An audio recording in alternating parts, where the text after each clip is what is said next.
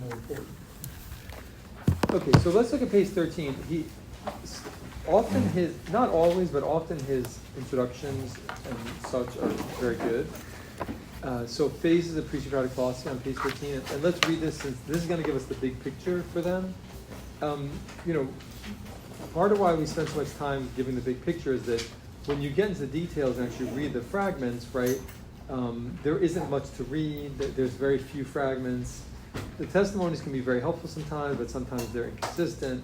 So it's important to keep in mind the big picture because we're only dealing with fragments, especially for people like Thales. Eric, do you want to start on page 13? Yes. Phases of pre-Socratic philosophy. Since Hegel, it has been customary in histories of ancient philosophy to conceive the course of early Greek metaphysics as falling into four main stages, represented by the Milesians, Milesians. Heraclitus, chapter 3. You don't have to read the chapters. Just... The Elatics, and the pluralistic naturalists. There is, to be sure, a fairly plain logical development in this arrangement, so far as it goes. We can employ it profitably for the materials of chapters 2 through 6, but not without a critical awareness of two limitations. For in the first place, the classification applies not to the ethical, but only to the metaphysical side of pre-Socratic philosophy, having primary reference to three fundamental and interrelated questions: the ontological, what is basically most real and why; the cosmological, how and in what sense, and perhaps by what agency can change occur; and the epistemological, how can we validate our knowledge of anything? Okay, right. So the main stages that he lists, this book is going to follow that. Ethical teachings are really a separate issue, and like we saw with Xenophanes, right? He was saying there were certain ethics there. He said we shouldn't talk about brawls amongst the gods, and if we're going to drink, you shouldn't drink too much. So really across the board, they tend to have that ethics of moderation. But the greater interest here is, as he says, these two issues: ontological, cosmological, epistemological. Okay, so now number 1, Tyler, next paragraph. The three philosophers of Miletus, Thales, Anaximander, and Anaximenes, sought a principle by which the nature of the world could be explained, and gradually they became more and more conscious of the question of becoming, of how the initial substance, whether water or air or an unlimited reservoir of potential qualities, could transform itself into existing things and qualities so numerous and various. Okay, so how do we explain what's the initial substance? And those are the answers. Thales is going to say it's water, and Anaximander is going to say it's this unlimited reservoir, which he calls the unlimited, and then Anaximenes is going to say it's air. And then how does that transform into all the things around us? Now he skips over Xenophanes here, but we already saw that monotheism, but using the word God in an inclusive way. Okay, Michael. Heraclitus carried the idea of becoming to the ultimate extreme, denying the existence of any unchanging substance, and declaring that everything without exception is subject to change, fast or slower, but in any case, unremitting and inevitable. Okay, so that's change or process as the main principle. Ryan? Parmenides, followed by Zeno and Milesius, the other principal members of the Eleatic school, opposed the doctrine of universal flux by going to the opposite extreme and dismissing all change as necessarily unreal and illusory, holding it to be rationally inconceivable that what was not should begin to be, or that was should cease to be. So he did mention that last night. I don't know if you noticed. He mentioned Parmenides, right? And so this idea from nothing, nothing comes, that's Parmenides is the first one to state that. So if nothing comes from nothing, he's going to then use that to say that everything is being and change is an illusion. Okay? What truly is, he argued, must be what is independently of time. Hence, only being can exist, and all becoming is illusory. The other two Eleatic? Eleatics differ from Parmenides only in approach and details. Okay, so then we'll see there's Melissus, who makes like some different details, and then Zeno, who's gonna give arguments in support of Parmenides. Timothy, number 4. The metaphysical reconstructionists who follow Parmenides are Empedocles, Anaxagoras, and Adamus, Leucippus, and Democritus. Despite the large differences among them, they share the same general attempt to reconcile Parmenides' principle that reality must be one and changeless, with the obvious fact of polarity and ongoing change. This they do by postulating a plurality of unchanging basic entities, and hence explaining the changes that we see going on around us as change relations among those primal entities. Right, so I mentioned atomism, right? Leucippus and Democritus are the ones who posited atoms. Atoms are the unchanging entities, unchanging basic entities. And the changes we see going around us are just relations amongst atoms, just atoms coming together in different combinations. And there's nothing more than that, right? There's nothing immaterial. So that's materialism.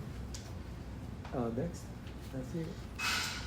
Independent of the schema and not assimiable to it without gross distortion are the philosophical views and approaches represented by chapters 1, early Greek religious thought, 7, Pythagoreanism,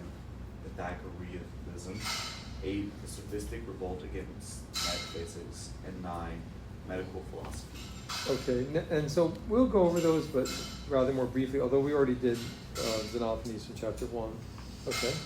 These 4 nonconformist types of philosophical expression raise somewhat different questions, establishing different perspectives of inquiry from those represented by the central group. All such perspectives find a place in one way or another amid the wide-ranging inquiries and discussions of Plato's dialogues, a study of which is the natural sequent of a study of the pre-Socratics. Right, so it certainly prepares you well to read Plato's dialogue, because he's going to be referring to all these people, Pythagoras, or a medical philosophy, that's Hippocrates, if you've heard of the Hippocratic Oath. We won't spend too much time on that. Okay, next page. Why don't we? This is about translation. Problems of translation. Where general ideas are in question, accuracy of translation is always somewhat problematic. We cannot verify philosophical identities by pointing, therefore context and syntax take an added importance.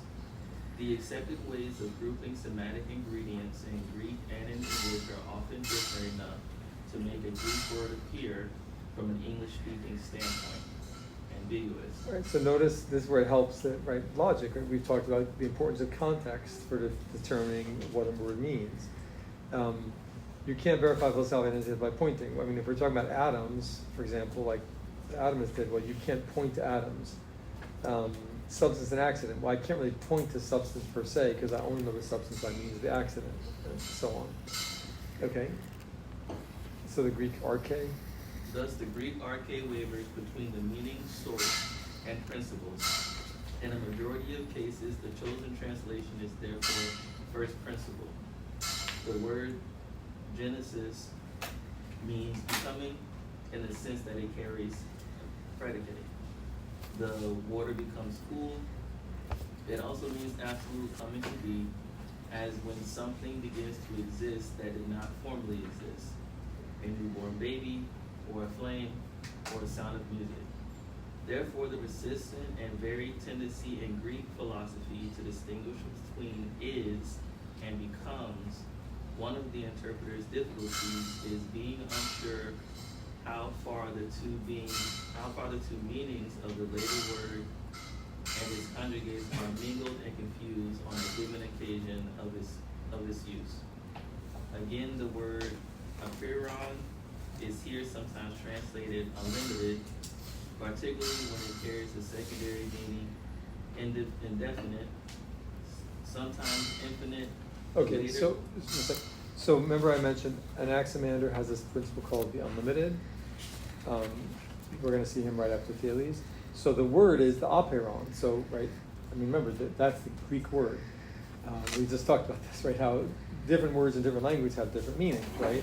So apeiron, unlimited is fine, but it can also kind of mean indefinite. So see, I mean, there's different translations. Okay. The later translation is reserved for passages, especially those as late as Zeno, where a more definite idea of infinite series appears to have been obtained. And so in that sense, I think he's right to do that, right? Apeiron means, can mean infinite, but that's kind of infinite is actually quite a technical idea that isn't really necessarily familiar at the beginning, but then the way that Zeno used the word apeiron, it's extremely clear that's exactly what he means is infinite. So he doesn't just mean indefinite, definitely not. Okay, next, Derek. Sometimes an ambiguity takes the form of uncertainty as to how far a word and its normally attendant idea are to be taken literally, how far metaphorically. Okay, so now he's going to talk about, why don't you skip to the lessons, how far Thales, so it's before we read Thales, but Thales is going to say everything's made out of water, but this. How far Thales, for example, in speaking about water, really meant water itself, how far liquids generally, and how far the vital cause of growth cannot be precisely determined. Right, and you might think, well, that's strange, but it's because it wasn't really clear yet, right? It's the first attempt at trying to make sense of, explaining nature. What is the substrate of things, right? And so he said it's water, and what does he actually mean by that? Well, he himself may not have been 100% clear, but there's 4 elements, and he's picking one of them. So when he says it can't be precisely determined, I mean, he's kind of right, because we only have a couple of fragments. And it may not have been, it's a process of elimination based on the 4 elements, saying, okay, it's not air, earth, and fires, so it must be water. Okay, let's look at page, let's see, the scientist, philosophers of Miletus. We don't have to read that in class, the intro, even though it's quite good. So let's go to page 44, and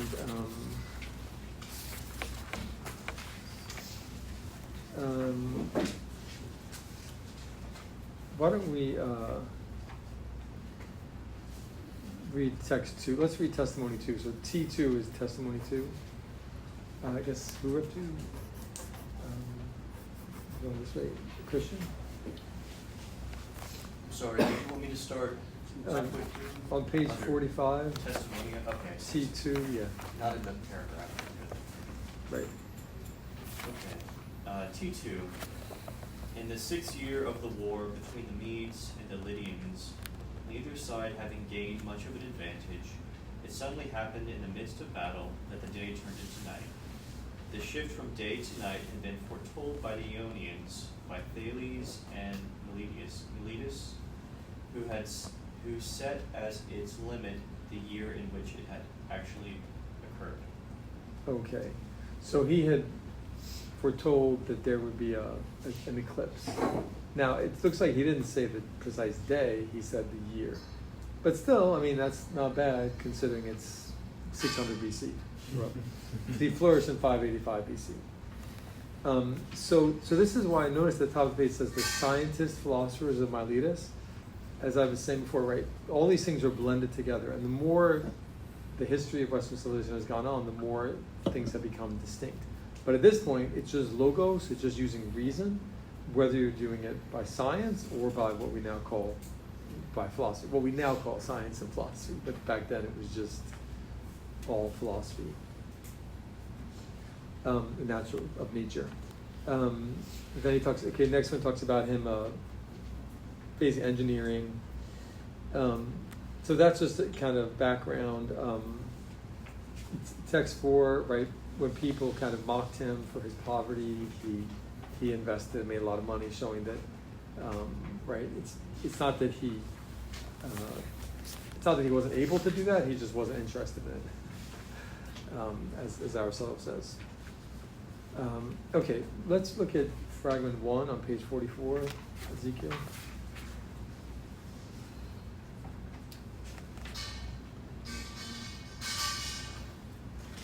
Bottom page 44, Ezekiel. The first principle and basic nature of all things is water. Okay. The earth rests upon water. All things are full of gods. The magnetic stone has soul because it sets the iron in motion.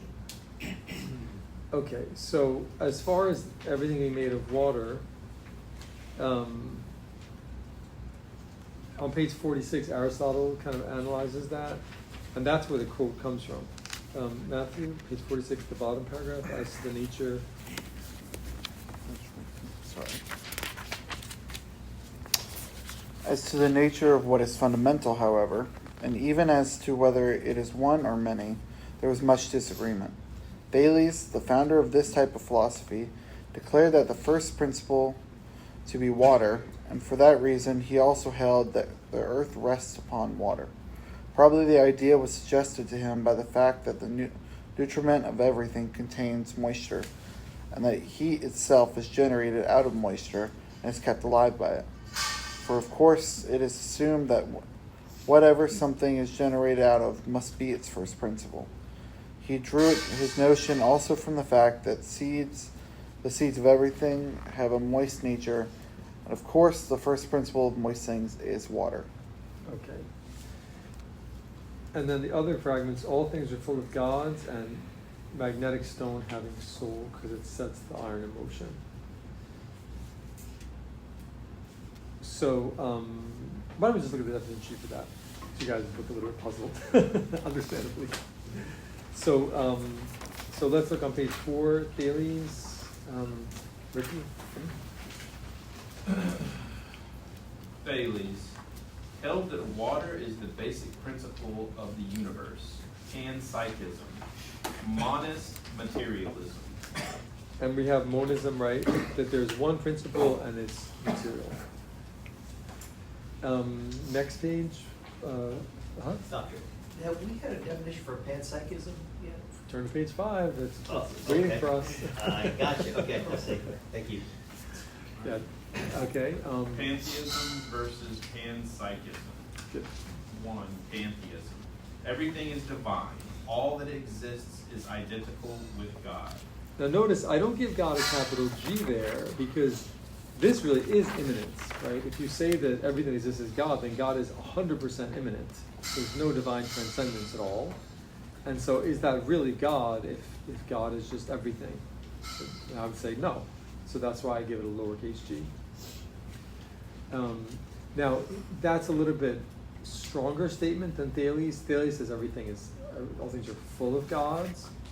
But then it seems like he's always saying that everything also has a soul. So therefore, there's not really a strong difference between gods and souls. Everything is somehow full of souls. Whereas all that exists is identical with God, that's later pantheism that's more explicit. Like Spinoza, right, would be a later pantheist who's more technical about it. But to say that all things are full of gods, right? Well, if you take that literally, meaning there's no exceptions, if everything has some kind of God in it, then that's pantheism. But the question is, what does he actually mean by that? Keep it. Panpsychism.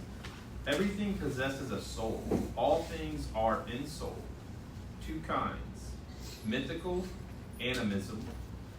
B, naturalistic, materialistic. Thales. Right. As you say, Thales. So mythical animism is like in primitive societies, that kind of thing, right? There's this, and that kind of carried over to the Greeks, like we talked about a bit, right? Like the spirit of the tree or the forest or the waterfall, or right. So that's animism, but then this is more a naturalistic statement. So let's look at T7 where Aristotle is commenting on this, because he's the one who gave us that quote about the magnet having a soul. as you can see in T7. Robert, page 47. From the stories that are told of him, it would seem that Thales conceived of soul as somehow a motive power, since he said that the magnetic stone has soul in it because it sets a piece of iron in motion. So this is the kind of thing to try to understand what he's getting at when he says that, right? Souls, everything has a soul. Why does he point to the magnet? Why does he take that as his example? Right? The magnetic stone has soul because it sets the iron in motion. Fragment number 4. Anybody? Does he associate motion with a living being? So the soul is what makes a thing alive, and so he sees that the magnet is causing the iron to move, and so the magnet is its source of life. Well, I don't know if the magnet is its source of life. Well, but that proved to him that there's a soul, that it's a soul. I mean, you're on the right track, Christian. So, is it that an entity that can cause like a causal relationship between things has a soul or some sort of spiritual essence in it, because it can enact change or causal relationships in its environment? Right. The cause, I think that's the key idea here, right? So there's a causal force that's operative in the magnet, and it's, like you said, it's causing some kind of change, right? It's setting the iron in motion. Why does he pick the magnet? Why not pick, like, I don't know, me moving this, or pick the waterfall? Like, I don't know, the water falls and pushes things, huh? Because it's evident that animals and humans can cause change in its environment, yet mineral substances tend to not to readily appear to have changed. Right, cause good, change. exactly. So do you see what, this is why, basically, there's some unseen force that allows animals to change, like you said, change their environment, right? So people say, well, they have a soul and minerals don't. But then he says, well, look at the magnet. The magnet's a mineral, and yet there's an unseen force that's moving things. So the magnet should have a soul too. So do you see it? That's why it's more of whatever he means by soul, it's naturalistic. It's not really a spiritual thing. It's just everything has a soul because, right? There's just unseen causes of change. Right? It's mysterious how when the waterfall like pushes something or knocks something over, the flow of a river pushes things. It's obvious, right? The water's moving, cause and effect, right? That makes sense.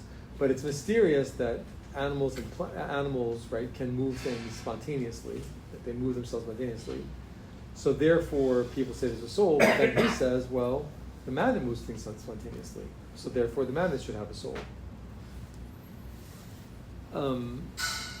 So in that sense, he's kind of deconstructing the mythological take on the soul as something personal, right? It doesn't seem like he's saying, rather than saying, well, the soul has a personality, the magnet has a personality, he's just saying there are unseen forces at work in nature that we give these names to,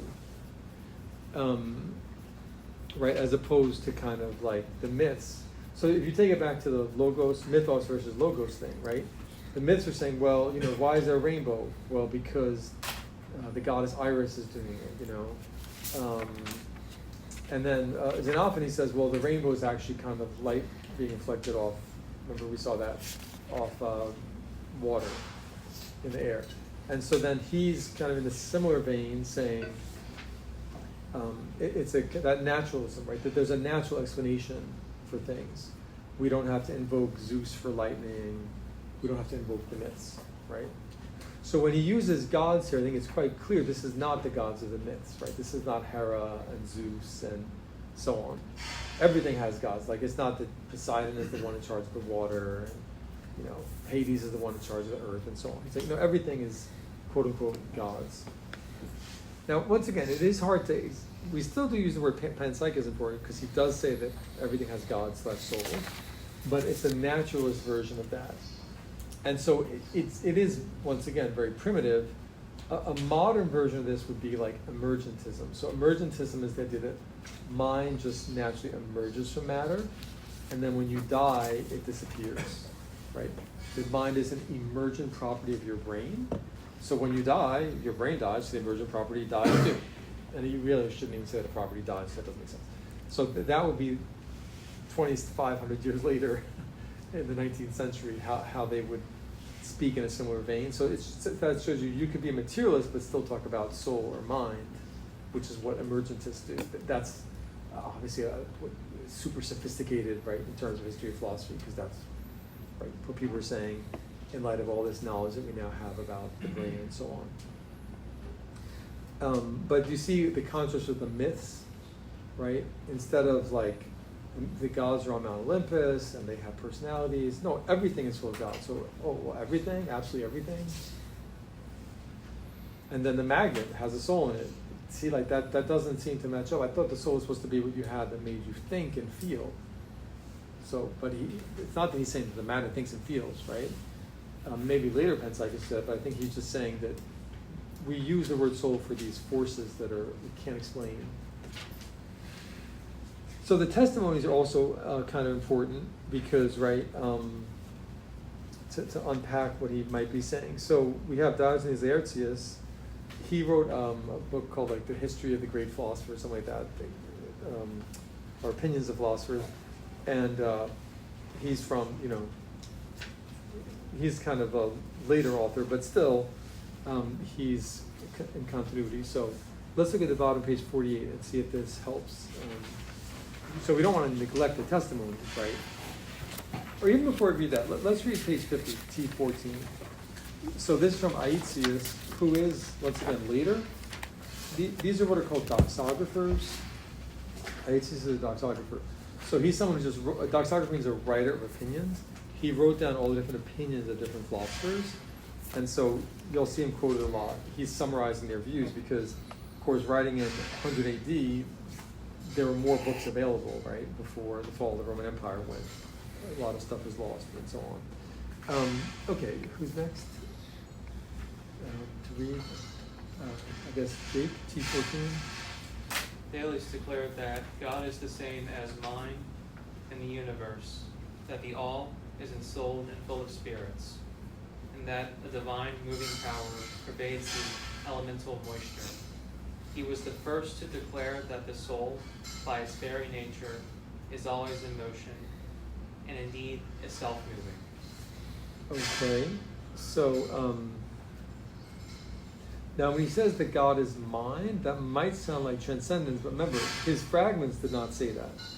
So that there's a possibility that's a later interpolation, right? And that's like people who work on the Christian will say that, and I think they're basically right. So you have to look at all the text. Let's look at text 23. So this is St. Augustine, the City of God,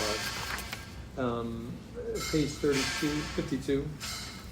Do you see what that is, Jake? It says, he supposed water on the top, 4 lines down. 52, you said? Yeah. Oh. He supposed water to be the first principle of things, holding that all the elements of the world itself, whatever is generated in it, ultimately consists of water. In all his writings, however, so admirable in dealing with the world, he included nothing about the nature of the divine mind. I mean, so there's no divine mind in a personal sense here. There's just some vague divine forces at work. Right, the more you think about it, the magnet has a soul. That's a very kind of, it's like letting the air out of a balloon. Like it's a very deflating use of the word soul, right? Remember, soul is supposed to be the seat of consciousness, the seat of emotion. That's how it's used in Homer. In Homer, the soul is when you breathe it out when you die, and it goes down to Hades and lives on. It's your memories. The magnet has a soul, right? The magnet doesn't show any evidence of any of that. So he's not saying the magnet has a little personality. He's saying that more that when we die, the breath that we breathe out is just going to get scattered into the wind, and that's it. Huh? Did ancient Greek just not have the specific technical word for something that he was trying to conceive and convey? Like it seems as though he's using like soul and mind to try to convey a concept that the ancient Greek didn't have words for.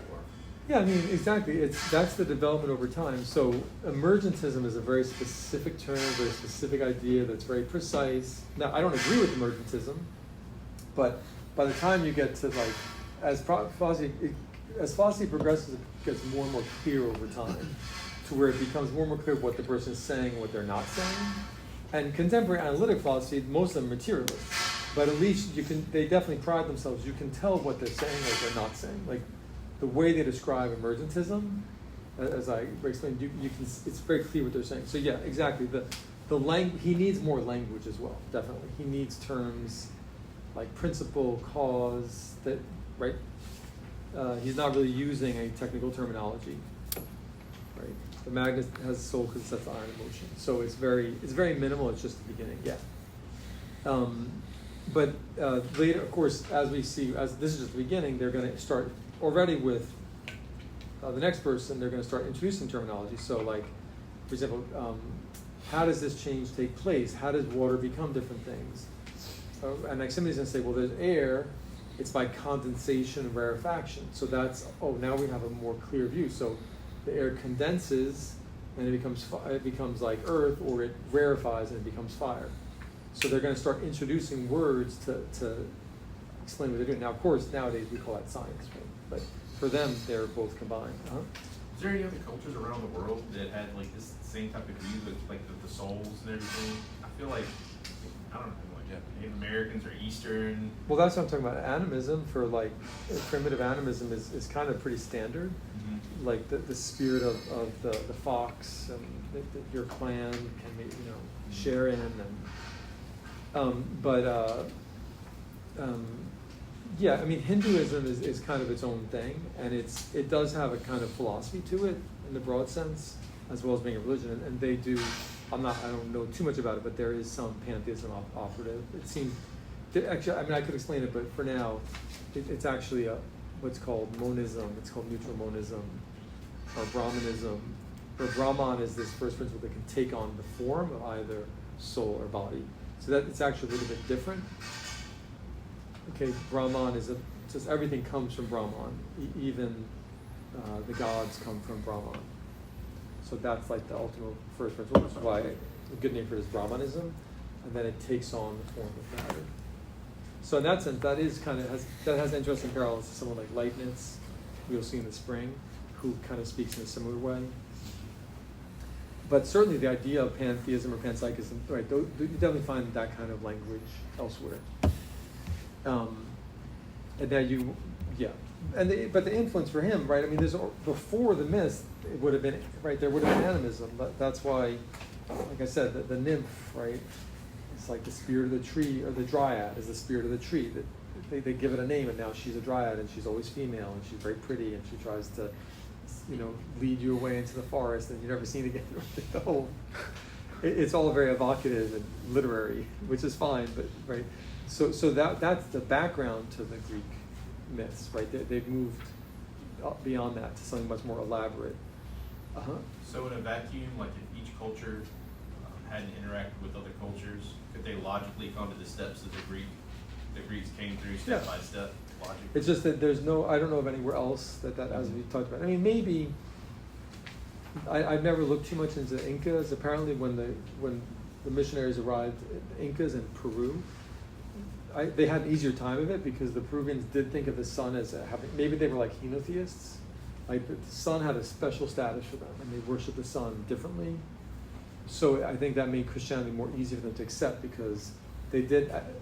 My rough idea of it is that they were more henotheists. But yeah, and we mentioned Akhenaten. The only thing about Akhenaten is that the Hebrews are there. I was just glancing at a book about him. And they were saying, oh, well, Akhenaten, maybe he's the source of the Jewish religion. So that would mean he came first. He was the first monotheist, and then the Jews got the idea from him. Obviously, it's kind of like Father said last night, right? Like, is Jesus Christ divine or not? Well, if you don't think he's divine, that's fine, but then you're not actually Christian, right? Like, if you think that the Jews didn't actually, weren't monotheists, then it's hard to call yourself, right? That's kind of a matter of faith, but really, I think it's the other way around. That the Jews were in Egypt, and that exposed them to the idea of being one God, and so he came up with his henotheism. Because, I mean, the book says, right, Akhenaten is often called a monotheist. When I first taught this 15 years ago, I was like, oh wow, he's a monotheist. How do I look into it? And then when I read about it more, I was like, oh no, when you look at the quotes from him, no, that's not. he's not a monotheist. Like I said, the sun is the S-U-N sun, homophones, is the son, S-O-N, of whoever, Ra. Aten is the son of Ra. So that's not monotheism, right? None, Xenophanes, Socrates, Plato, Aristotle, they never say that God with a capital G was the son of anyone. And he created the gods, and he's the father of human souls, but he doesn't, he's basically uncreated. Okay, so each like testimony it's kind of like getting a piece of the puzzle. Each testimony gives you another piece of the puzzle. Of course, the fragments though are what's the most important because that's what he actually taught. Let's see. I guess we read text 18. Who fixed? Griffin. Thales holds that the earth is one and that it is spherical. So that's his cosmology. Now that's now the tension with there is T13, right? Theophrastus. He says the earth must rest upon water. So how do we reconcile that with the earth being spherical? And Aristotle kind of criticizes, people criticize that, saying, well, if the earth rests on water, what does the water rest on? However, there is a way to solve that, to say when he says that earth rests on water, he means like the land. Like if you see an island, you figure the island must be resting on the water. Actually, it's not, but they didn't have scuba divers back then, I guess. But then when he says the earth is spherical, right, the word earth is, I guess, equivocal, right? The word earth can mean the land or it can mean the planet Earth. So if he means the planet Earth, then he's 100% right, as we know. So what that would show you then, and it's as a matter of fact, Aristotle, the ancient Greeks knew the world was spherical. Aristotle talks about it, right? He says how, for example, if you see a ship coming from a long distance, first you see the top of the mast before you see the ship. There's various ways they knew the Earth was spherical. Actually, Aristotle talks about different proofs for it. So they had reached that point. So it's certainly possible, given that he was an astronomer, that he predicted an eclipse, right, which I certainly couldn't do, that he figured out by his observations that the Earth was spherical. Really, the eclipse could have been how he figured it out. So one of the arguments that the ancient Greeks had for the Earth being spherical is that, is it a solar or lunar eclipse? The one where you see the Earth shadow against the sun. That's a, or is that is it lunar? Anyway. You see the shadow against the moon. What is that again? You see the Earth's shadow against the moon. You see the Earth's shadow against the moon. So the shadow that crosses the moon is curvilinear. So it that's how they figured out that the Earth must be circular, but then for it to be a flat disk wouldn't work for various reasons, so they realized it was spherical. So that was one of their arguments for the Earth being spherical was that what you just said about the shadow is curved, therefore the Earth is spherical. So that's, see what I mean? That's what we now call science. But back then it was just logos, reason versus myth. Instead of saying the Earth is this goddess Gaia and so on, and don't really ask questions beyond that, he's saying let's use reason and observation. Oh, well, the edge of the shadow is curvilinear, then the Earth couldn't be a flat disk, so it must be spherical. But it's not like everyone got on board with that. Other pre-Socratic guys say, oh, no, it is flat, it's a disk. But by the time of Aristotle, basically they agreed that it was spherical, at least as far as it goes, right? Independent of, that was a majority opinion, let's put it that way. Because, right, it takes a very long time for people to actually reach certainty regarding scientific matters. Notice, right, the next one, T20, eclipse of the sun occur when the moon passes directly in front of it. What is this from? Aetius. The moon is of an earthy nature, even though it gives the appearance of a disk laid across the disk of the sun. So disk, how literally do we take that? I'd have to look at the Greek to tell you the honest truth. Does that mean he thinks that the sun is a disk and the moon is a disk? Or does he just mean they look like disks, right? And we're just given these brief statements. So let's look back at, that's good for kind of his cosmology, natural philosophy. Let's look at page 48. So this is Diogenes Laertius. Who's next? Brother? Thales was Thales was the first to predict eclipses and to determine the time of the solstices. So, Eudoxus. Eudoxus says in his treatise on astronomy. So this is how it works with, the pre-Socratics. Like, it's the beginning of, this is kind of the beginning of Western civilization, not so much like Homer and literary matters, but science, right? The beginning of, in a sense, the beginning of science, even modern science, goes back to Pico Thales, right? Solstices, things that we, now know about. He talks about more about that. You want to go to the 4 lines from the bottom, the basic principle. The basic principle of everything he identified as water. Moreover, he declared that the universe to be ensouled and full of vapor. Now, once again, he's a doxographer, writer of opinion. So he's not a philosopher per se. I guess he's a historian of philosophy, right? He's not a philosopher per se. He's just saying, look, this is what he said. He's not really necessarily analyzing it. It's like, look, right? We have the quote there. All things are full of God. So everything is full of daimons, means God, spirit, soul. It doesn't make any difference, you see, for that those 4 kinds of spiritual beings. No, there's just something beyond what we can see.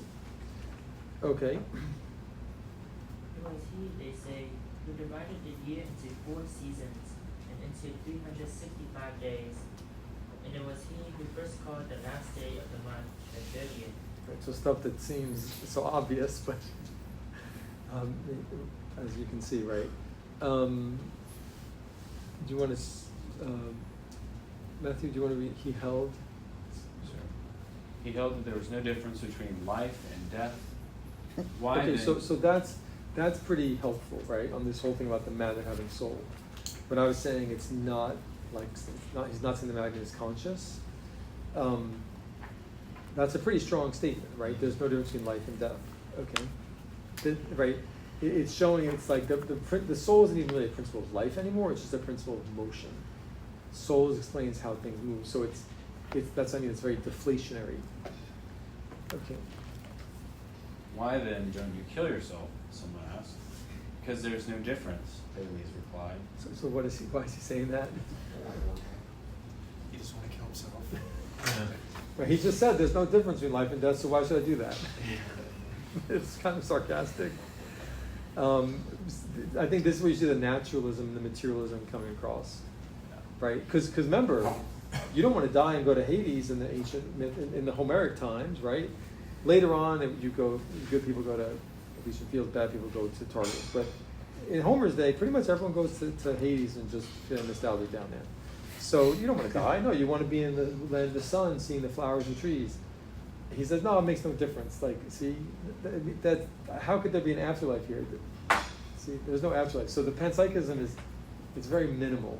It's more like the soul is just lost its true, what we would call its true meaning. Okay. Because there's no difference, Thales replied. To the question, what man is happiest, he gave the answer: he who enjoys a healthy body, a resourceful mind, and a calm disposition. So Thales is also called one of the 7 sages. Thales, Solon, there are 7 of them, and they did have these ethical maxims or sayings or little pithy sayings that they're known for. So this is the ethical side of him, and you can see though it would be consistent with materialism, right? Like, just be calm, be resourceful, stay healthy. Like even modern materialism, right? Well, just make sure you're healthy. Like, there's no afterlife, but just exercise and eat well and. Okay, it doesn't mean you have to be a complete hedonist, right? It's just don't get stressed out and see your therapist and go to the gym and.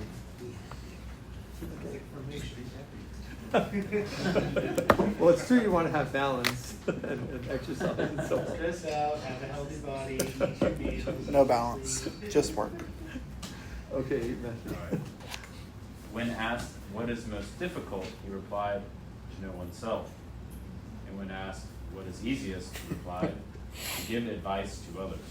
That's pretty funny. So there is a certain wisdom, right? Just ethical there.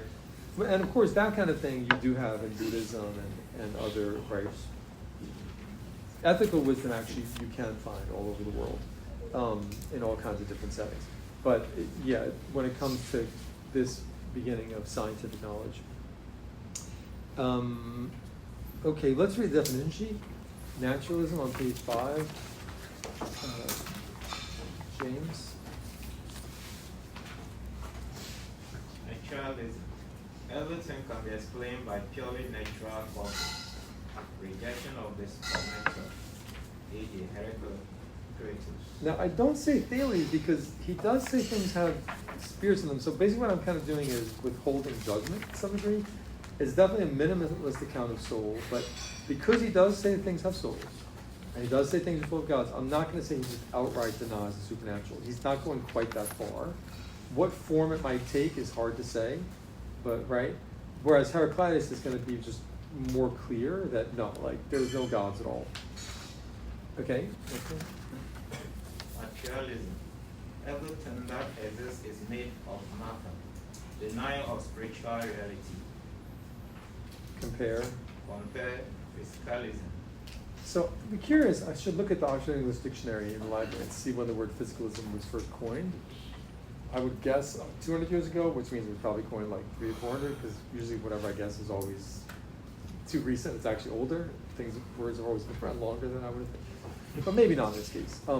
Because materialism actually wasn't coined until about 250 years ago. So physicalism may only be about 100 years old. So it's just nowadays people prefer to call themselves physicalists, because they say, well, in terms of modern science, what's really most fundamental is not atoms and matter, it's energy, right? Like atoms, as you guys may know in science, right? There's Einstein's idea of E equals mc squared, the convertibility of matter energy. So therefore, they call themselves physicalists. Everything, there's just physical energy that underlies everything. And that's why they prefer not to call themselves materialists. Okay, so let's go on to, is any, I mean, really, that's about it for Thales, as you say. And so on the test, you can do the same thing. Like you can just, the same way I'm saying, well, he says all things are full of gods, that's panpsychist language. You know, exactly what he means by that isn't clear. You don't have to import clarity into text that's not there. Or you don't have to import, so I mean, you can say, you can just say that. You don't have to say, if there's not a clear answer about what he says, just say that's how it is. See what I mean? It's just how things work, and you don't have to feel like you're responsible for solving exactly what he meant by his statements. But as we go on successively, it's kind of, later figures also can shed light on earlier figures, because he was the first Milesian. So let's look at there's only one fragment from Anaximander, so you can't complain too much reading in this case. As far as his text, it's hard to complain, because one paragraph, one sentence, or two sentences. Now, of course, there's a couple pages of testimonies, and as we go on, there's more testimonies and more fragments typically, right? So number 1, Mario, on page, fragment 1. What page? Page 54, yeah. Number 1, the unlimited is the first principle of things that are. It is that from which the coming to be of things and qualities takes place. And it is that into which they return when they perish. By mortal necessity, giving satisfaction to one another and making reparation for their injustice according to the order of time. Okay, now I do have a quibble here with the translation. It doesn't say moral necessity, it just says necessity. So that already makes it a little bit simpler, because moral necessity? No, it's just ananke, which means necessity. And here we have a metaphor, right? So the Pre-Socratics will sometimes use metaphors to get their ideas across, right? So the unlimited, now we actually read the preface to the book where he talks about the word arche, right? And arche can mean unlimited, indefinite. In Zeno it means infinite, but that's about 100 years later. It's the first one something starts. So what's going on here? Now this is where the Palmer book is very helpful for the Pre-Socratics. Does anyone have it? Ezekiel, you guys know it, right? Yeah. So we're not going to go through the Palmer book in class. Do you want to hold it up? Yeah. Because, but that's definitely read it. So when it says on the syllabus, Palmer, that just means the chapter. I don't give you page numbers because there's different editions. So depending on edition, the page numbers vary. But definitely read the Palmer, and especially if you want, you could either, the more exciting way to do it is just read the text yourself, figure out what you think it means, and then read Palmer. But if that's too hard, you could read Palmer first. If it's too upsetting to be reading it with testimonies that contradict each other. But Palmer is giving you like a standard take on it that I think is good and sound. He has very funny pictures. You might think that doesn't matter, but when it comes to the remembering, if the picture of Thales that he draws helps you remember that Thales and water go together, because Thales is weeping, surrounded by the fish in the rain, then that's for the best. But the basic, what's happening here, you can see, right? So by process of elimination, okay, there's 4 elements. No one actually says who was the first person to come with the 4 elements, so I don't know where that came from. It seems to be common to many different cultures. And then he says, well, let's get rid of 3 and keep 1. And so what Anaximander says is, let's do the opposite. Instead of picking one of the 4 elements, let's just say there's something indefinite or unlimited that underlies all those elements. And that the 4 elements spring out of that unlimited, that vague thing, and then they go back into it. So when the water disappears, it's going back into the unlimited. Actually, it's getting evaporated, but we're just starting, right? They don't necessarily know about that yet. So it is that from which the coming to be takes place, and is that to which they return. You see, instead of everything coming from water and going back to water, even the 4 elements themselves are coming from the unlimited and going back to it, giving satisfaction to one another for their injustice according to order of time. Injustice is metaphorical here, right? And metaphorically, when the earth if the water disappears and the fire disappears, it goes back into the unlimited, and then it makes reparation by the fire coming back into existence when you strike a spark into the kindling. So notice the cycle of it, and pretty soon we didn't read about that yet. The water cycle. Pretty soon, like Aristotle, he talks about the water cycle. So by that time they knew about it. They had figured that out very clearly. Who's next? Mario. Let's read maybe one more. Eric, T1. From Aristotle, there is a second group as distinguished from those who explain in terms of a single element, who declare that opposite qualities are contained in the one and emerge from it by separation, as for instance, Anaximander. Now, once again, the translation isn't the best. Most of the time the translations are great, which is why I use this book. It's not the one with a capital O, because that makes it sound like it's Parmenides. Other qualities contained in one thing and emerge from it by separation. So there shouldn't be a capital O. In Greek, it just says in one thing. That's from Aristotle's Physics. So instead of picking one element, we just say there's this indefinite substrate. Would be a good word for it. A substrate that underlies. Do you follow? Substrate means what underlies. On page, so next time we can read testimony 2, and we'll go on to Anaximenes. There's not many fragments, so we're going to go through it rather quickly. And then what comes after that, we already did the natural theology stuff. So what comes after that is Pythagoreans. So here we're following the chronological order. Even though in the book Pythagoras is near the end, he's the one who comes after the Milesians. So we're going to do Milesians. So if you finish the Milesian reading, then go ahead and read Pythagoreans on page 200. The